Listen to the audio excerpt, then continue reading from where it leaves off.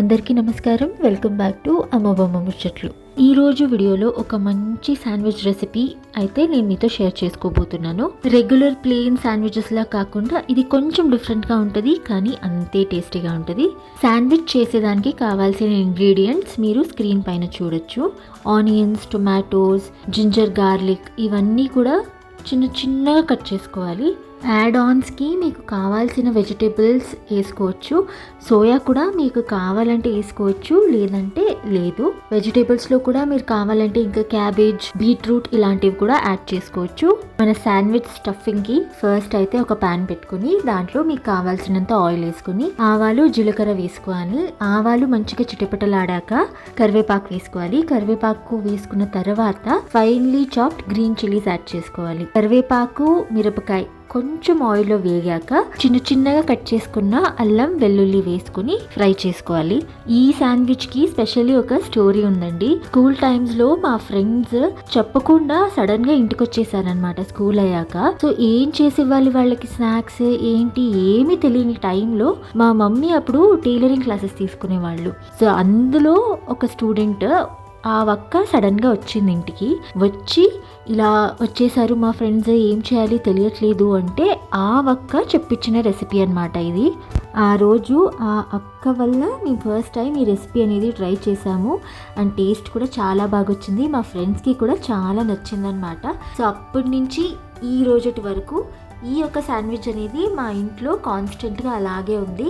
And ప్రతిసారి చేసినప్పుడు ఎవరు దాన్ని టేస్ట్ చేసినా చాలా బాగుంది అంటారు. అల్లం, వెల్లుల్లి క్లీన్గా ఫ్రై చేసిన తర్వాత క్యాప్సికమ్ యాడ్ చేసుకుని క్యాప్సికమ్ని ఒక 30 seconds to 1 minute వరకు క్లీన్గా ఫ్రై చేసుకున్నాము. తర్వాత మా దగ్గర స్ప్రింగ్ ఆనియన్స్ ఉంది. సో ఆ స్ప్రింగ్ ఆనియన్స్ని కూడా వేసుకుంటున్నాము ఈరోజు శాండ్విచ్లో. అండ్ దాన్ని కూడా ఒక 30 seconds వరకు ఫ్రై చేసాము.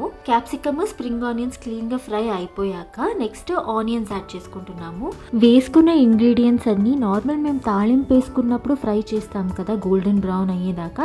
అలా ఫ్రై చేయకూడదండి. ప్రతి ఇంగ్రీడియంట్ జస్ట్ ఒక 30 seconds to 1 minute వరకు ఫ్రై అయితే చాలు. దాంట్లో ఉండే పచ్చి వాసన పోయే వరకు ఫ్రై చేసుకుంటే సరిపోతుంది. నెక్స్ట్ మేము క్యారెట్ యాడ్ చేసాము. క్యారెట్ని బాగా తురుముకొని యాడ్ చేసుకున్నాము. మీరు కావాలంటే క్యాబేజెస్ యాడ్ చేసుకోవచ్చు, బీట్రూట్స్ యాడ్ చేసుకోవచ్చు, బీన్స్ యాడ్ చేసుకోవచ్చు. మీకు ఏ వెజిటేబుల్ అయితే ఇష్టం ఉంటుందో ఆ వెజిటేబుల్ యాడ్ చేసుకోవచ్చు. వెజిటేబుల్స్ అవైలబుల్ లేదు అంటే ఆనియన్స్ తర్వాత డైరెక్ట్గా టొమాటో వేసుకుని కూడా మీరు ఫ్రై చేసుకోవచ్చు. టొమాటోస్ యాడ్ చేసుకున్న తర్వాత ఇప్పుడు కొన్ని మసాలాలు యాడ్ చేసుకుందాము. ఫస్ట్ అయితే టర్మరిక్ యాడ్ చేసుకోవాలి. తర్వాత మీకు రుచికి సరిపడా ఉప్పు యాడ్ చేసుకొని గరం మసాలా, హింగు మరి ధనియా పౌడర్ యాడ్ చేసుకుని క్లీన్గా ఒకసారి సాటే చేసుకునేయాలి. హింగు మీరు ఫస్ట్ ఆయిల్ వేడి అయినప్పుడే యాడ్ చేసుకోవచ్చు. అమ్మ ఇక్కడ మర్చిపోయింది కాబట్టి ఇప్పుడు యాడ్ చేసుకుంటుంది. నార్మల్లీ అయితే ఈ స్టేజ్ అయిపోయిన తర్వాత ఈ స్టఫింగ్ ఏదైతే ఉందో వాటిని అలాగే మీరు బ్రెడ్స్లో పెట్టుకుని తినేయచ్చు.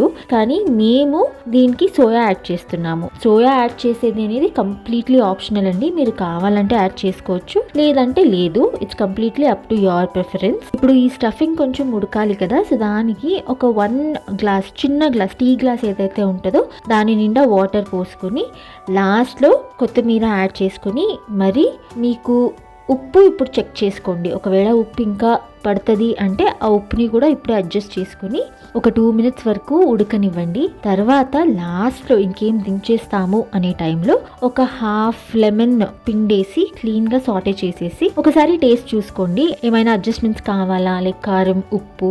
ఒకవేళ కారం కావాలి అనుకుంటే మీరు ఇప్పుడు చిల్లీ పౌడర్ యాడ్ చేసుకోవచ్చు. తర్వాత దించేస్తున్నాము అనే టైంలో ఒక చిన్న సైజ్ బటర్ స్లైస్ దాంట్లో పెట్టేసి ప్యాన్ మూత పెట్టుకుని దించేసుకోవడమే. మా స్టఫింగ్ అయితే రెడీ. నెక్స్ట్ అయితే బ్రెడ్ రెడీ చేసుకుంటున్నాము.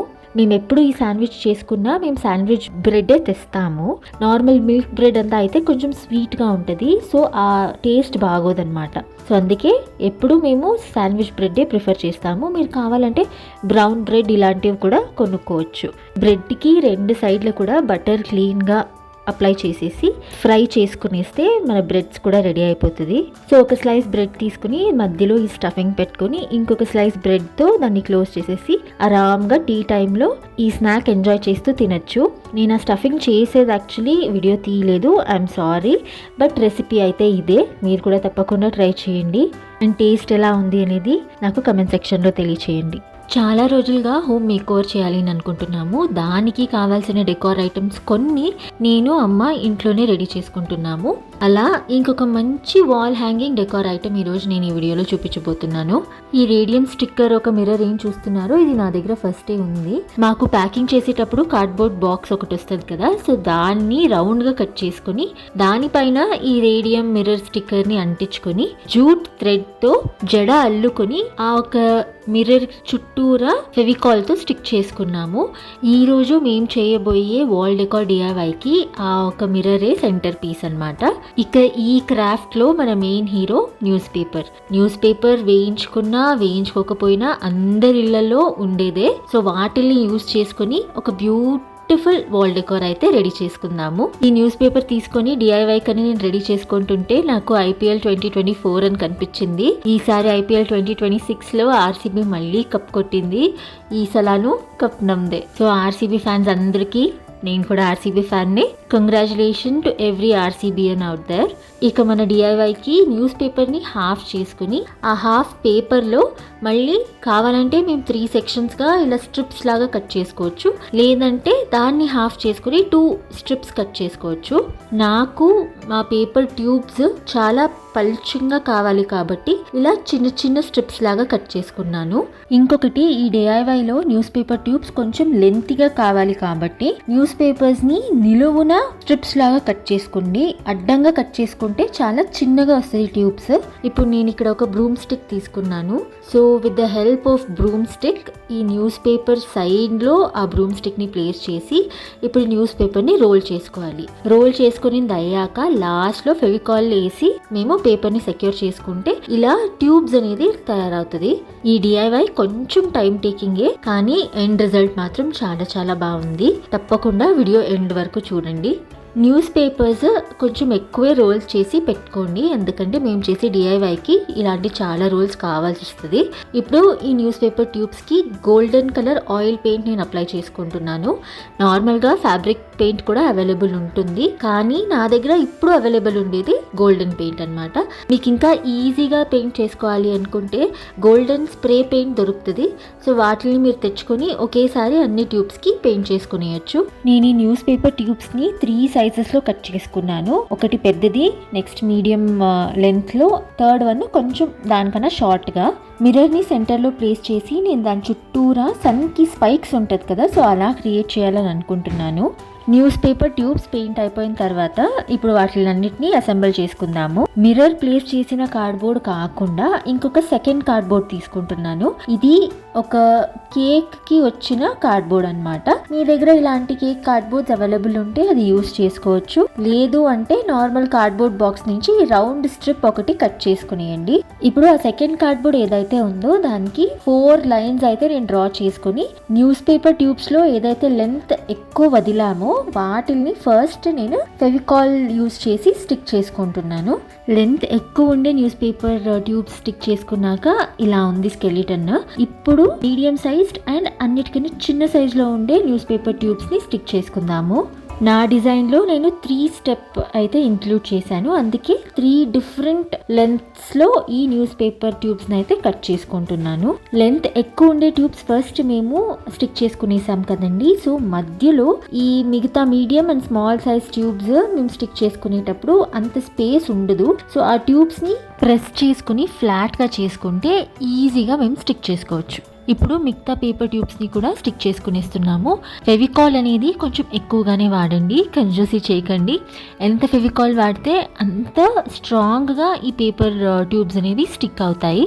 మొత్తం అన్ని పేపర్ ట్యూబ్స్ స్టిక్ అయిపోయిన తర్వాత రిజల్ట్ అయితే ఇలా ఉంది. ఇప్పుడు మనం మిర్రర్ది మెయిన్ బేస్ ఏదైతే ఉందో అది స్టిక్ చేసుకునేద్దాము.